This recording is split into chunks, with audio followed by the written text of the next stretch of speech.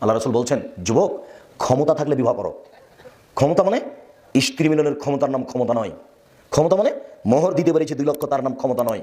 ক্ষমতা মানে স্ত্রীর জন্য বাড়ি তৈরি করেছি, পেশা পায়খানা তৈরি করেছি, তার নাম ক্ষমতা নয়। ক্ষমতা মানে চোখ যেভাবে ঘুরে বউ সেভাবে চলে, তার নাম ক্ষমতা। চোখ যেভাবে ঘুরে মানে বউকে যেভাবে উঠতে বলে সেভাবে উঠে, বউকে যেভাবে বসতে বলে সেভাবে বসে, তার নাম ক্ষমতা।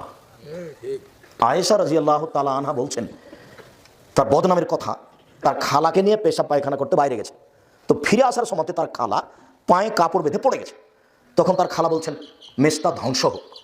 তখন আয়েশা রাদিয়াল্লাহু বলেন, কি খালা? মেজটা হচ্ছে বদরি সাহাবী, আপনি তার বদদুয়া করলেন কেন? কেন খালা বললেন মেজটা ধ্বংস হোক? ছি ছি ছি ছি খালা, এটা কথা হলো? মেজটা হচ্ছে বদরি সাহাবী, বদরে উপস্থিত ছিলেন, বদরের যুদ্ধে। তখন খালাতে বলছে, এই খাকের মেয়ে, তুমি জানো বগুড়ার ভাষায় ধুরহান্দা, তুই জানিস ঘটনা কি? কি খালা? মেজটা তো তোর নামে বদনাম করেছে, তুই নাকি সাফনের মত্তালের সাথে জেনা করেছিস, এটা যে সবাই বলছে। মেজটা বলে বেড়াচ্ছে, খালা এ কথা কি আল্লাহ নবী জানেন? হ্যাঁ। খালা এ কথা কি আমার আব্বা জানেন? হ্যাঁ। খালা এ কথা কি আমার আম্মা জানেন? হ্যাঁ, সবাই জানে।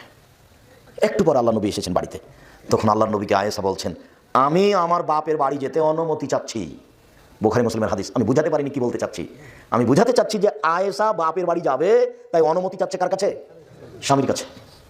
আমি যদি বুঝাতে না পারি, তাহলে আমি অক্ষম, জাতিকে বুঝাতে পারলাম না যে ধর্ম কাকে বলে। আপনার স্ত্রী আপনাকে না বলে পা বাইরে ফেলতে পারে না, এই কথা মুহাম্মদ সাল্লাল্লাহু আলাইহি ওয়াসাল্লাম বলেন। পৃথিবীর সবচেয়ে দামি মহিলা এই জটিল পরিস্থিতিতে স্বামীকে না বলে বাড়ির বাইরে যেতে পারছেন না। বাড়ির বাইরে যাওয়ার কোনো অধিকার নেই।